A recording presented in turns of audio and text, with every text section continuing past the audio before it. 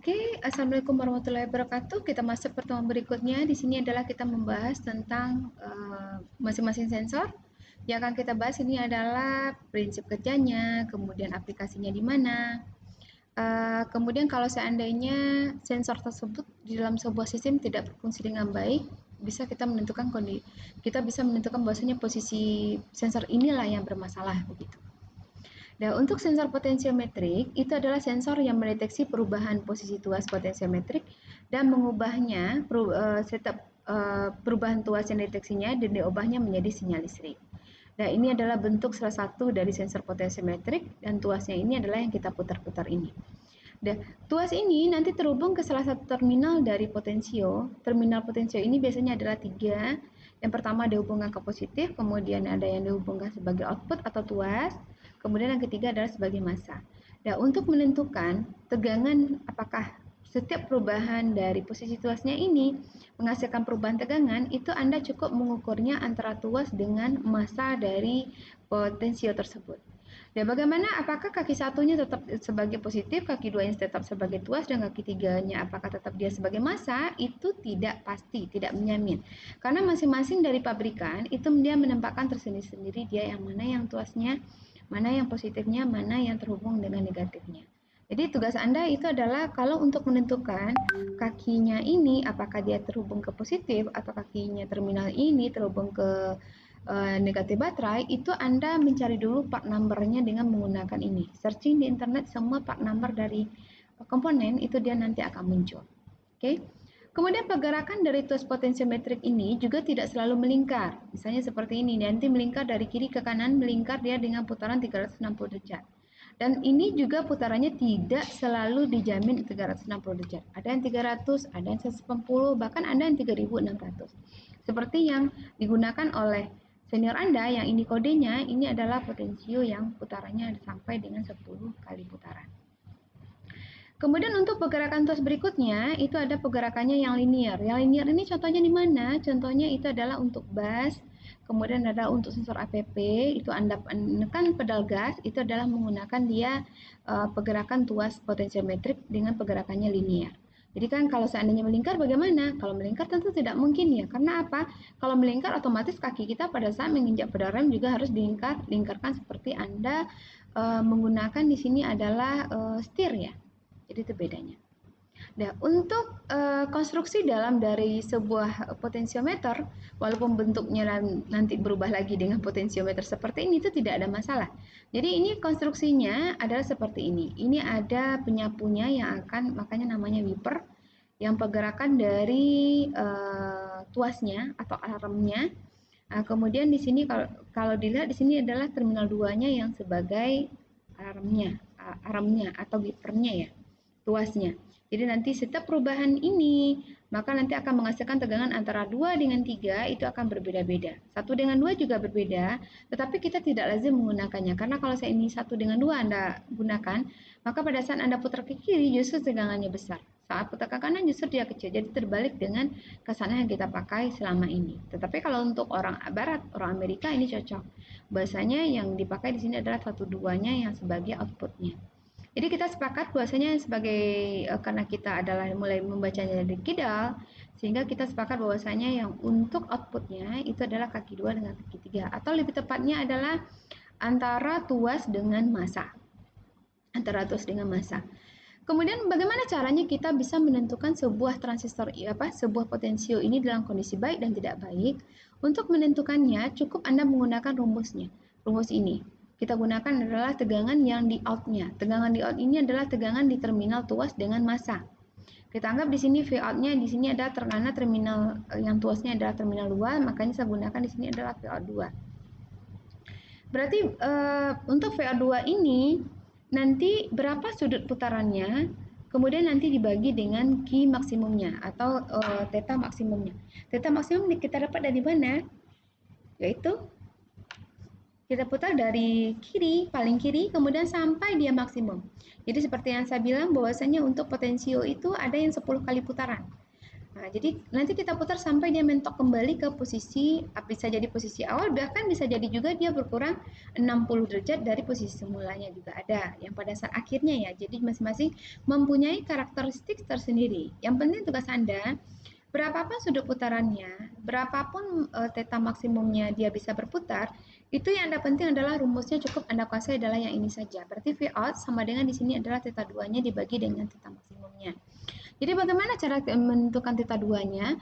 Theta 2 ditentukan itu dari kaki terminal tuas dengan massa. Jadi Anda ukur dari terminal tuas dengan massa. Kemudian theta maksimumnya dari mana kita dapat?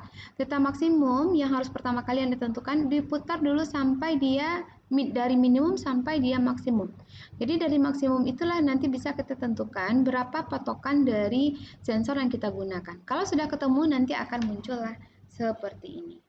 Ini sepertinya rumusnya ada yang salah ya. Di sini harusnya dikali dengan V-in. Jadi theta 2 dibagi dengan theta max dikali dengan V-in. Karena kalau ini rumusnya saja, jadi baru sudut per sudut habis. Jadi tidak ada lagi. Jadi ini dikasih dengan tegangan input. Jadi nanti tolong ditambahkan saja. Karena di sini ada kesalahan pengetikan di sini. Jadi nanti pada saat misalkan ya, contohnya sederhana saja. V out-nya di sini ditentukan berapa pada saat sudut putarannya ini adalah yang Anda praktekkan itu adalah 300. 300 tegangan inputnya di sini adalah 10. Kemudian ini sudah berputar dia pada sudut juga 300. Jadi kalau 300 sudut putarannya ini juga 300, otomatis nanti tegangan outputnya itu akan sama dianya dengan tegangan inputnya. Tegangan inputnya tadi kan adalah 10 volt, maka nanti akan muncul 10 volt. Kalau seandainya theta maksimumnya 300, sementara dia baru berputar 90 derajat, berarti 90 kalilah 10 volt dibagi dia dengan dibagi dia dengan 300 sudut maksimumnya ya. Jadi nanti tegangan-tegangan yang Anda cari seperti ini nanti Anda bandingkan dengan data pengukuran apakah kesalahannya itu kurang dari 5% atau lebih dari 5%. Untuk sebuah percobaan yang baik, kita usahakan bahwasanya kesalahan antara teoritis antara teoritis dengan manual, dengan pengukurannya itu kesalahannya tidak lebih dari 5%. Jadi itu konsepnya. Kemudian ini adalah grafik hubungan antara resistansi potensio terhadap sudut. Jadi kalau kita lihat di sini berapa potensionya, nanti akan ketemulah nanti fungsi transfernya. Fungsi transfer sudah kita pelajari di pertemuan yang sebelumnya. Itu juga Anda bisa cek dari counter e-learning yang sebelumnya ya. Jadi yang untuk pertemuannya ini itu untuk pertemuannya kali ini jadi kita tidak membahas lagi berapa offsetnya, berapa line-nya. Jadi nanti Anda bisa menentukan sendiri untuk fungsi transfer dari data praktikum yang sudah Anda ambil tersebut itu berapa fungsi transfernya. Jadi itu tugas Anda yang di teoritis ini. Jadi dari data-data praktikum yang sudah Anda ambil itu Anda tentukan dia fungsi transfernya berapa A-nya. Kalau offset ini kemarin kan adalah pada saat putarannya 0 dia 0. Kemudian berapa B-nya, nanti ketemulah persamaannya Y-nya sekian atau V out-nya sama dengan ini dibagi ini kah atau ditambah ini kah terserah tergantung nanti dari hasil data Anda sendiri. Jadi ini nanti akan saya tagih di tugas Anda. Oke. Kemudian di mana kita aplikasikan sensor potensiometrik? Untuk sensor potensiometrik itu kita aplikasikan yang pertama ini contohnya adalah untuk pelampung air. Pelampung air di sini ada tuasnya yang kita tempatkan.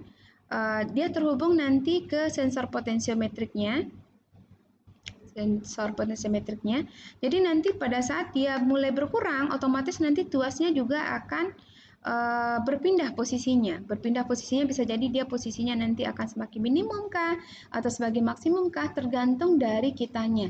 Tergantung dari kitanya yang men-set ya. Tergantung dari kita yang men-set. Jadi dia saya maunya minimum saja, saya maunya maksimum, tergantung ininya. Yang penting nanti data yang ditampilkan di dashboardnya atau indikator dari bahan bakarnya pada saat pelampungnya rendah turun, memang disebutkan bahwasanya di sini adalah minyaknya juga posisinya rendah.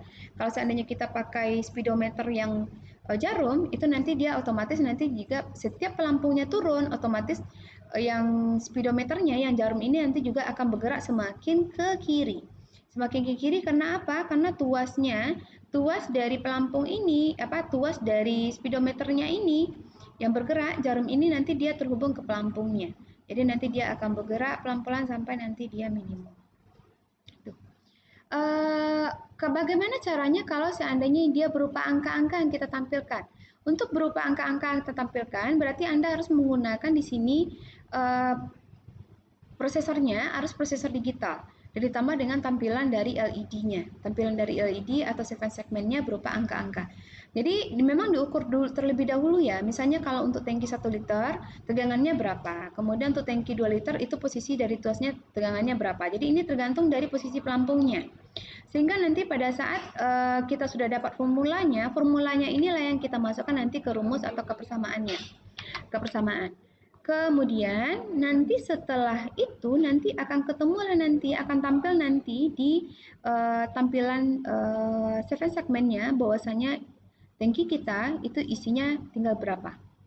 Dan ini yang untuk digunakan juga yang untuk pelampu isi tangki yang di rumah ya, yang air, ini juga bisa. Bahkan ini bisa kita modifikasi ya kalau seandainya kita menggunakan prosesornya adalah yang digital atau menggunakan Arduino misalkan. Jadi biasanya kalau yang untuk manual kurang sedikit saja pelampungnya turun, itu kan langsung senionya berbunyi atau senionya aktif kembali. Kalau seandainya sedikit baru kurang 2 gayung 3 gayung berbunyi lagi, otomatis nanti listriknya kan menjadi boros. Jadi bisa kita kalau menggunakan Arduino bisa kita setting dia nanti baru akan aktif pompa airnya pada saat ketinggian airnya berada di posisi berapa. Kemudian nanti dia akan mengisi. Jadi kita juga harus tentukan kalau seandainya debit air kita yang masuk ini stabil, jadi dari posisi tangki yang minimum ini yang kita tetapkan sebagai untuk on-nya dari Sanio, itu berapa butuh waktu dia untuk mengisi. Atau bisa juga kita tempatkan berapa tegangan dari pelampungnya, dari sensor potensiometriknya yang terhubung dengan pelampung, berapa nanti dia akan aktifnya. Jadi nanti dia akan mati nanti di posisi tersebut, di posisi maksimum tingginya air. Jadi boleh kontrolnya nanti Anda gunakan tegangan dari pelampung maksimum, boleh juga nanti kita gunakan nanti adalah dari timer terhitung dari ketinggian minimum ke ketinggian maksimum. Jadi tergantung dari debit airnya, yang penting debit airnya adalah stabil. Jadi Anda mau pilih yang mana itu tergantung dari desain kontrol Anda. Jadi dia tidak mutlak ya. Yang penting nanti berapa maksimum nanti yang akan diisi tangkinya supaya tangkinya nanti dia tidak tumpah. Kemudian berapa dia minimumnya. Oke, itu adalah untuk aplikasi dari sensor potensiometriknya. Dan kemudian penggunaan sensor potensiometrik yang di sensor otomotif itu contohnya ini adalah yang untuk throttle position sensor. Untuk throttle position sensor nanti akan kita bahas di H33 secara khusus. Kemudian yang ini adalah contoh dari penggunaan prinsip dari potensiometrik sensornya. Ini terhubung yang untuk H33 itu kita tidak bisa throttle-nya berdiri sendiri karena total tergantung nanti dari pedal position sensor. Dan untuk pedal position sensor itu juga ada dua jenis pengoperasiannya, ada yang manual menggunakan tali gas, ada juga dia yang sistemnya elektrik. Kalau sistem elektrik seperti gambar seperti ini, itu dia menggunakan acelerator pedal position. Jadi throttle ini nanti akan membuka, itu tidak tergantung dari bukaan dari pedal gas, tali pedal gas, tetapi ini tergantung dari instruksi dari ECU-nya atau ECM-nya. Dan contohnya begini, pada saat kita menginjak pedal gasnya agak posisinya sedikit saja, maka nanti ECU akan menerima bahwasanya tegangan dari pedal gas dari acelerator pedal position sensor itu kecil. Kalau dia kecil, maka nanti dia akan meminta supaya motor yang ada di throttle ini juga akan membuka lebih sedikit. Jadi misalnya adalah seperempat pembukaan maksimum ya. Membuka seperempat maksimum, ini pedal gasnya kita injak juga seperempat misalkan. Maka nanti dia akan membuka seperempat dari throttle-nya. Jadi katut throttle-nya akan membuka seperempat dari posisi maksimumnya. Setelah itu, karena dia terhubung pedalnya dengan throttle position sensor, dengan tuas position sensornya, maka nanti otomatis nanti tegangan output dari throttle position sensor juga akan berubah. Tegangan outputnya berapa? Berarti seperempat dari tegangan inputnya. Kalau misalnya tegangan inputnya 5, berarti kita bagi saja seperempatnya berapa. Kemudian nanti kalau seandainya seperempat, tegangan dari output dari throttle position sensor ini nanti akan dikirimkan lagi ke ECM-nya. Pada saat dikirimkan ke ECM, nanti ECM akan mendeteksi lagi, oh ini tegangannya hanya 1/4. Berarti nanti injektornya dalam 1 detik itu cukup mengoperasikan, misalkan mengoperasikan hanya 60 kali injeksi saja. Jadi untuk berapa pastinya kalau misalnya pembukaannya ke throttle-nya idle, kemudian setengah, atau pembukaan penuh, itu berapa masing-masing injeksinya, itu bisa Anda cek nanti di lapangan ya. Di lapangan nanti bisa dicek saja, minimal adalah nanti pada saat Anda belajar ototronik. Ada. Ini adalah sensor-sensor yang untuk TPS-nya. Ini ada yang sebagai signalnya, justru yang sebagai signalnya sebagai output ya. Jadi kalau kita lihat di sini yang sebagai signal ini posisinya di tengah seperti ini. Kemudian ini ada yang masanya, kemudian ini yang terhubung ke 5 voltnya atau sebagai tegangan inputnya. Dan ini persis sama dengan potensiometrik, cuman kemasannya berbeda. Dan kalau ini namanya istilahnya adalah sensornya yang sudah assembly, artinya dia sudah ada rangkaian penguat di dalamnya. Nah, kemudian yang kedua itu ada akselerator pedal position sensor. Untuk akselerator pedal position sensor itu kita bentuknya seperti ini dan di sini ada terhubung langsung dengan kaitannya dengan pedal gas ya, pedal gas. Dan konsepnya sama seperti tadi, bahwasanya nanti dia akan diinjeksikan injeksi dari bahan bakar ECM ini tergantung dari posisi dari pedal yang kita injak. Jadi pedal yang kita injak nanti akan dikirimkan ke sinyalnya akan dikirimkan ke ECM, kemudian ECM nanti akan menyuruh untuk throttle membuka tergantung dari posisi dari berapa tegangan pedal posisinya, apakah posisinya idle, 1/4, 3/4 atau berapa itu terserah. Kemudian nanti dari throttle-nya ini nanti mengirimkan lagi tegangannya ke ECM, kemudian ECM memproses lagi itu berapa injeksi yang akan dilakukan. Oke, itu yang untuk sensor potensiometrik. Kemudian nanti yang untuk sensor potensiometriknya, pembahasan secara detailnya itu adalah nanti akan kita buka file H33. Jadi untuk pertemuan hari ini saya rasa cukup dulu, nanti akan kita lanjutkan lagi. Yang khusus yang sensornya di Toyota ya, sensornya di Toyota. Jadi kita betul-betul melihat nanti bahwasanya memang tidak ada bedanya antara sensor yang kita lakukan ya, yang antara potensiometrik konsepnya dengan throttle sama pedal posisi sensor. Oke, saya akhiri. Assalamualaikum warahmatullahi wabarakatuh.